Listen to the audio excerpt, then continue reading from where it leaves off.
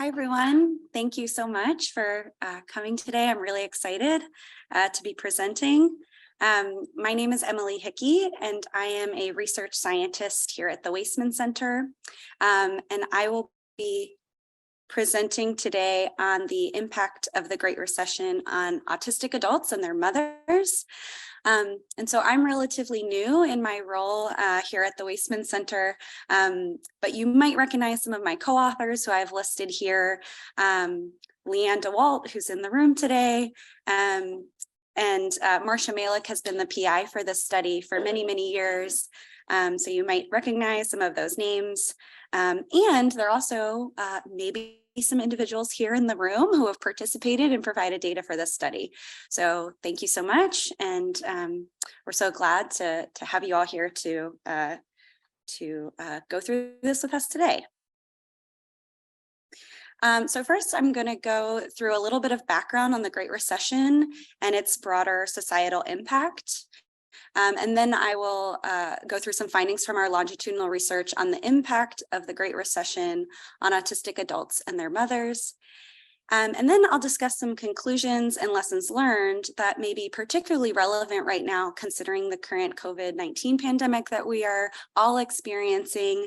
I think it's really neat to look at this historical broad social event and make comparisons to what we're experiencing now during COVID.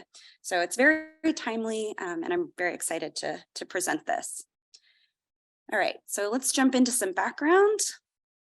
The Great Recession occurred between December 2007 through September 2009. And it was marked by, in the general population, massive income and employment losses. So there were about 8.1 million jobs lost in the US, and the unemployment rate reached 10%. So that was 2 times the unemployment rate prior to the recession, and was about 15 million US residents who were unemployed. And then in the general population, for all of us, even if you didn't personally lose a job, there was a ripple out effect into pervasive negative effects on mental and physical health and well-being. So one example also is adults were more likely to live with their parents, and parental mental health suffered. So parents with a newly co-residing adult child experienced an increase in depressive symptoms. So many jobs lost, pervasive effects on mental health and physical health and well-being, and more multi-generational living was going on in the general population. So while we know this, very little is known about how the recession impacted autistic individuals and their parents, who already show vulnerability and risks for negative outcomes in employment and mental health, and thus may be at increased risk for potential long-term effects of these broader social and economic shifts.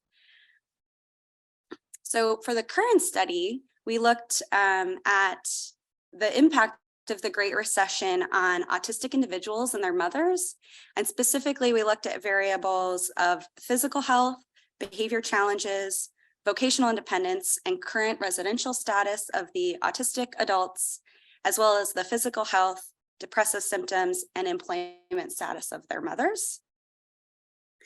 And we answered these questions using data from the Adolescents and Adults with Autism study.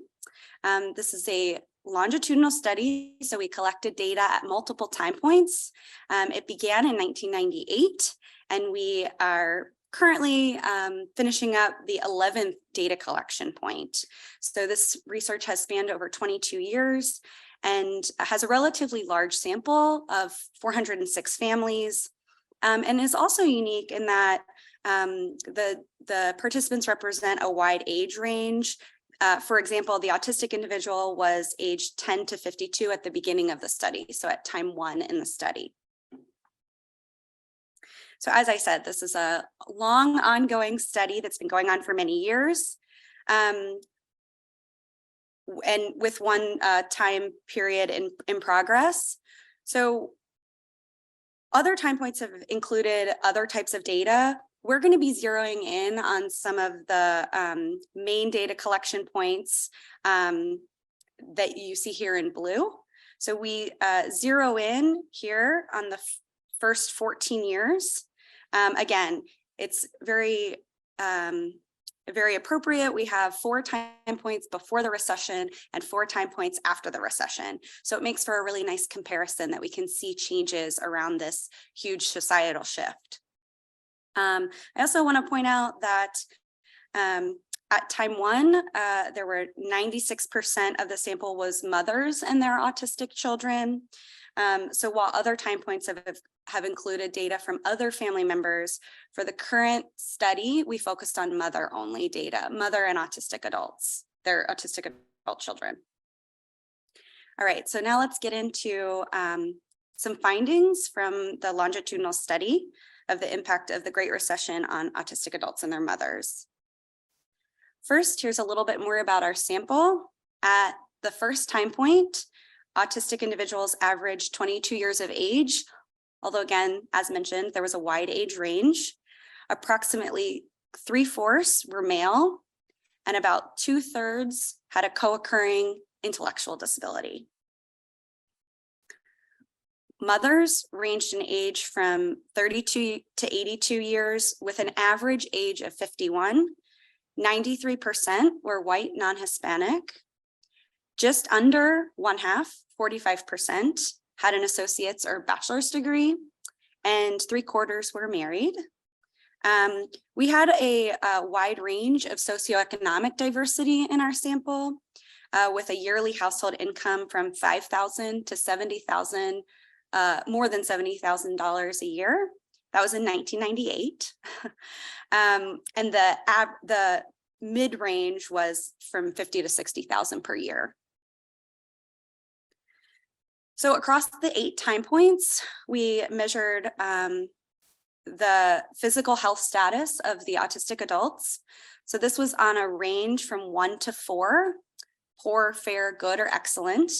And at time 1, the average was just over 3, so a little bit better than good. We also measured behavior challenges, and we used a scale to do this that ranged in scores from 0 to 170, with higher scores indicating more severe behavior challenges.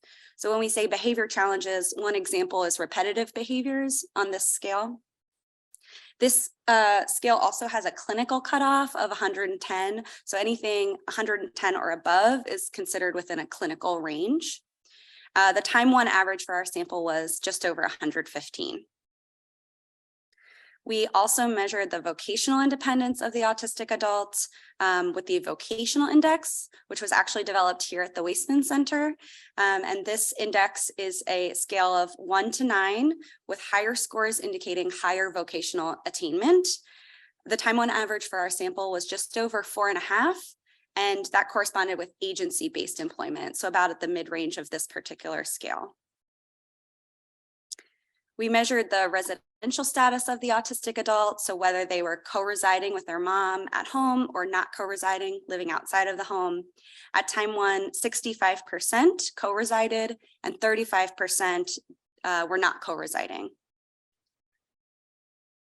Okay, as for moms, we also measured the physical health status of moms, again, from poor to excellent. Mom's average at time 1 was 2.92, so that's just slightly under what we found for the adults, the autistic adults. We also measured depressive symptoms using a scale that ranged from 0 to 60, with higher scores indicating higher levels of depressive symptoms. This scale also has a clinical cutoff. It's 16, so anything 16 or above would be considered in that clinical depressive symptoms range. The time 1 average for our moms was 12.6.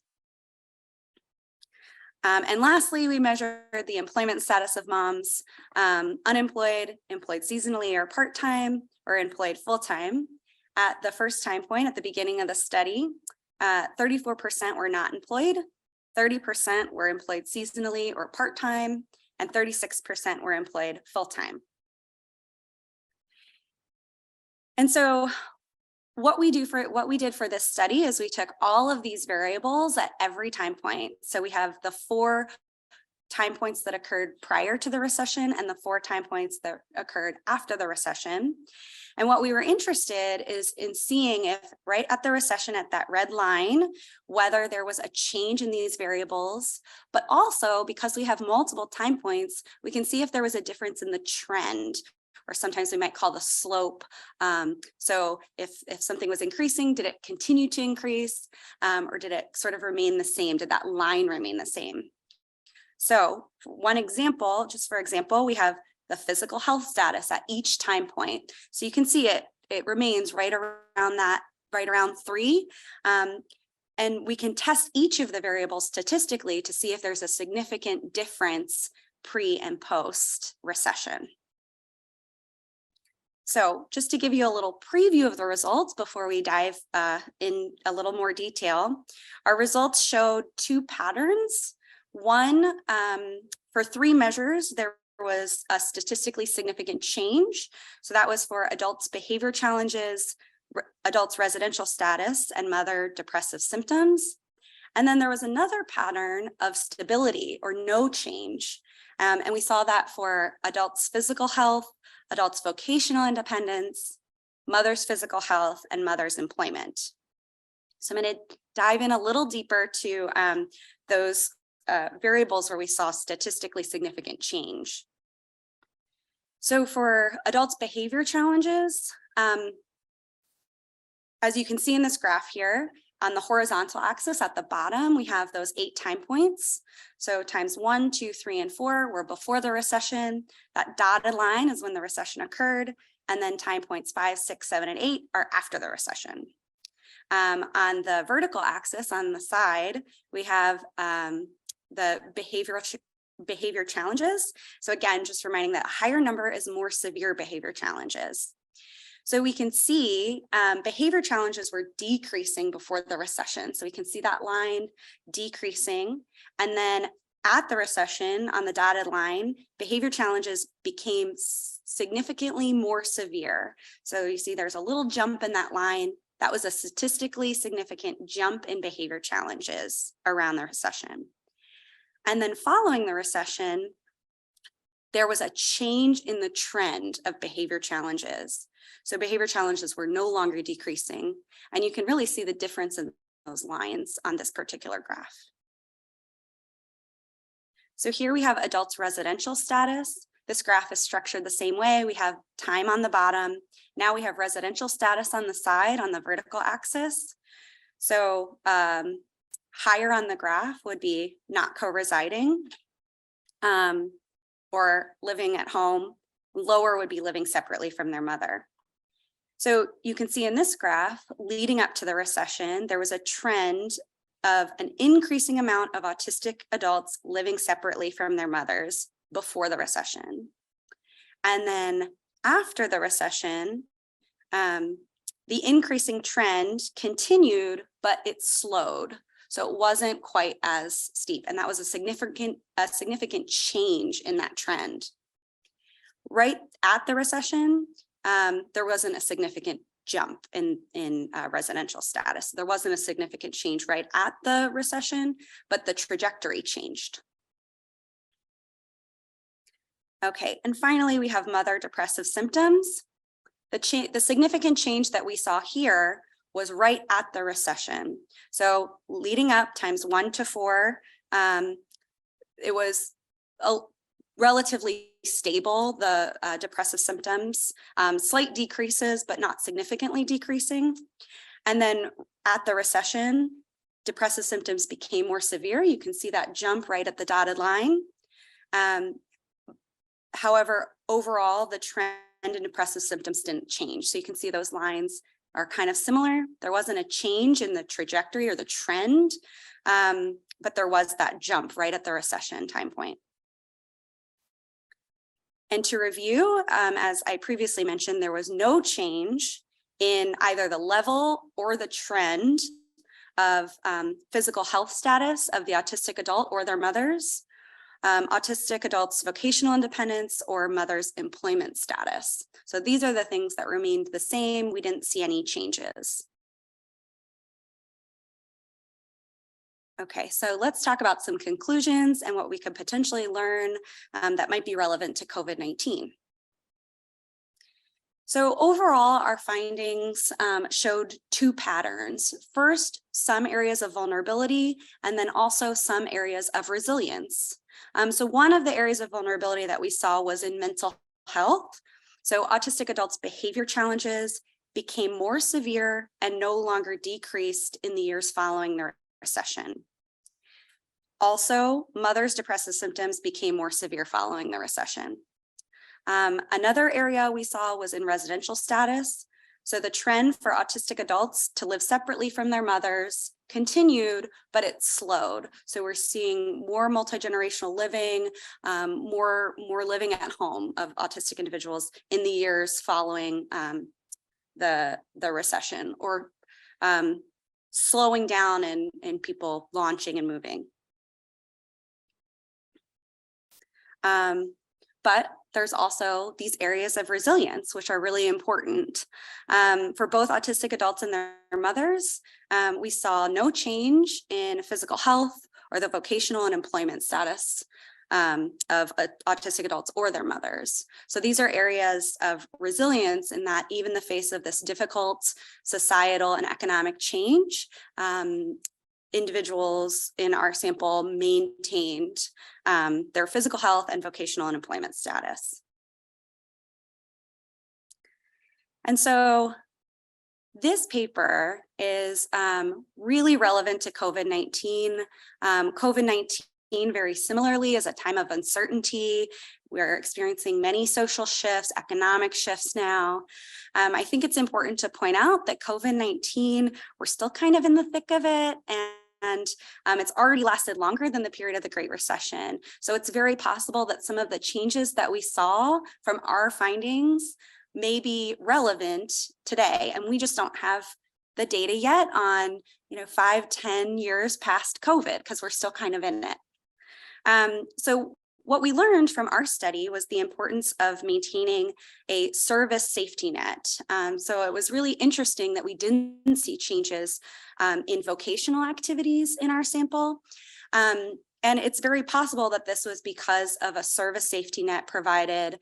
And in particular, during COVID, we know there have been a lot of changes, potentially in employment for individuals. So it's really, really important that we maintain those services during these times of social and economic change for these populations. In addition, our findings highlight the importance of the family as a source of support for autistic adults. So particularly, we saw that during the recession, more adults were living at home with their parents. And this could definitely be the case during COVID as well.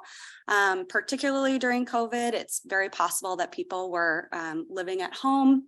And so it's important to recognize families as a source of support and provide support to them, not just the individual, because the whole family is likely affected and working together during these societal shifts. And finally, we note the importance of comprehensive family services.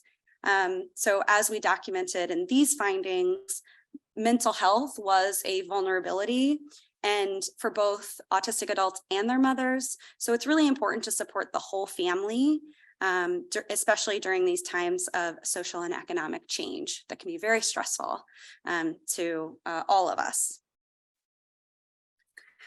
So I want to acknowledge our collaborators on this project. There have been many collaborators over the years for this larger study. I've listed some for the current project here, some of the co-authors.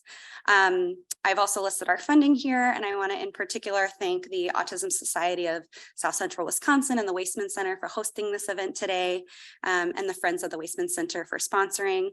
And a very big thank you to all of the families that year after year partner with us and share their stories. We really do learn so much about how your lives change over time. So we thank you so much. I think I can take some questions.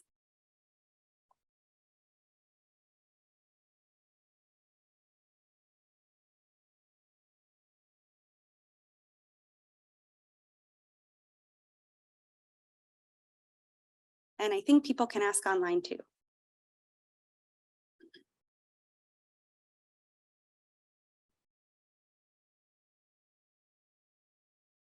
Are you continuing to do measurements moving forward as well? So you can look at the COVID-19.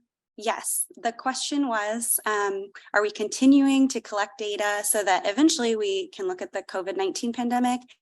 And the answer is yes. We just finished an additional time point, and we are working on getting that data together. And it's, I think so important to look at the changes during COVID because we might see some similarities, we might see some differences. And so, yes, the short answer is yes, we are. And we're very excited to start getting that data ready to look at. Got a question from the chat. Okay. Is anyone looking for autism children since the pandemic? Is anyone looking at an increase in autism in children since the pandemic?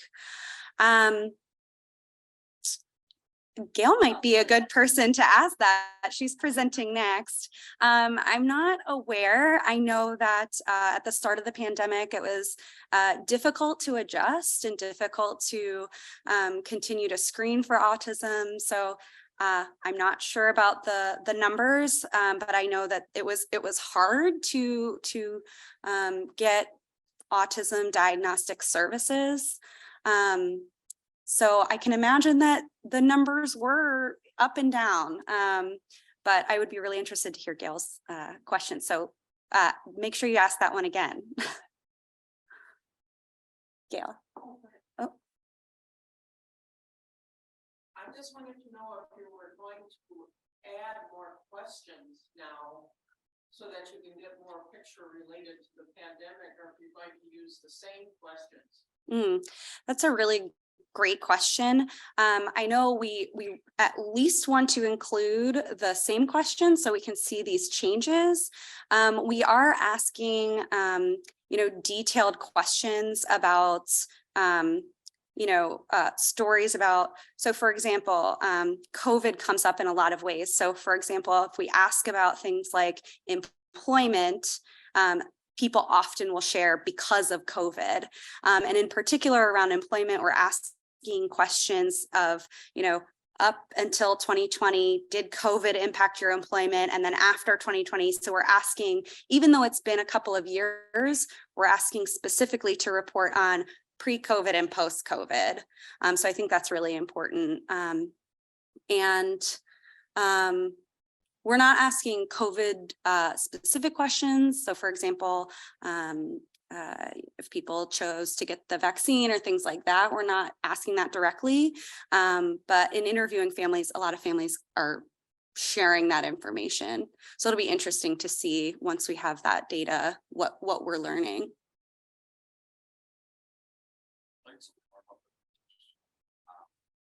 Index? Yeah.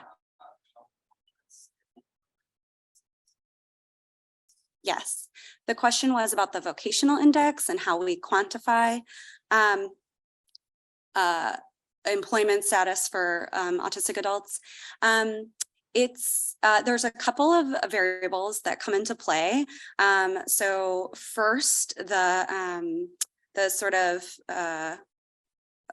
nature of the employment, so agency-based employment, employment in the community with supports, employment in the community without supports, also the number of hours. So if somebody's working less than 10 hours, if they're working more than 10 hours, they might bump up another point. If they are in an agency-based setting versus employed in the community, that'll make a difference in their score. Yeah. And it is published out there, so you could certainly find it or email me and I can provide the all the scores, the info about that. Yes. Hi. Hi. Thanks for your presentation. I'm just curious, what was the original goal of the study? I'm assuming portion. See the Great Recession coming like the rest. Yeah, the original goal of the study, yeah, we got lucky. We got to measure the recession not knowing when it started that this was going to happen. The original goal of the study really was to follow families over time and get to know their experiences. So for example, even if the recession hadn't happened, we learned that behavioral challenges were decreasing over time. So we saw that leading up to the recession. So it was to document the experiences of families who have an autistic child or adult. Many of our sample was at the earlier time points was exiting high school. They were going out into the community and getting jobs, or they had other changes going on in their lives. Over the years, our families have all experienced lots of changes. So although the recession wasn't the main point when we first started, we just wanted to see how families were growing and changing over time. Yeah. Yeah. How much the income for the family was provided by IRIS funds or some government provided resources versus outside of them? Great question. The question was how much of the family's income was provided by other funds versus employment income, yeah. I don't know that off the top of my head, but we would have the data to look at that. At the earliest time points, I would I shouldn't guess. I really don't know, but we do have that information. I'm wondering if it may be published elsewhere. I'm not sure. Did services stay relatively stable during that time, as in behavioral therapy and unlike during the pandemic? Yeah. Couldn't get therapy. Yeah. The question was, were services relatively stable over that time? And the answer is yes. So we saw particularly, in our vocational index that was the vocational services were pretty stable, but we probed a lot for this because we were thinking, what's explaining some of these differences in behavioral challenges? Was it potentially because of loss of services? And we really didn't see that during this time period, but you're exactly right. COVID may be a little different. So we may see even more pronounced impacts on mental health. And, I think that mental health of the autistic adult and the mother are inextricably linked. And so, we'll have to continue to look at that. I think this is so neat to look at, like you can see years and years later. I think we're just kind of right after COVID. I mean, we have a lot of time to go. So it'll be, really interesting.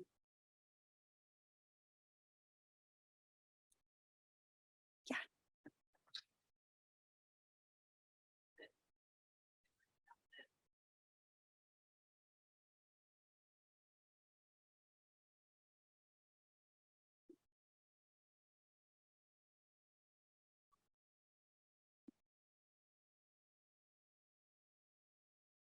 Yes. So the question was, were there sort of other factors that may have been contributing to resilience? And, for example, if the autistic adult had a co-occurring intellectual disability or not. We did in our analysis control for intellectual disability status, but we do know that adults with intellectual disabilities, in addition to autism, are more likely to be living in the home. And so it's many of our variables would have been impacted by that. Although we didn't specifically look at sort of differences between those two groups. Okay, I think we're probably at time to switch. Feel free to email me and I can provide more information.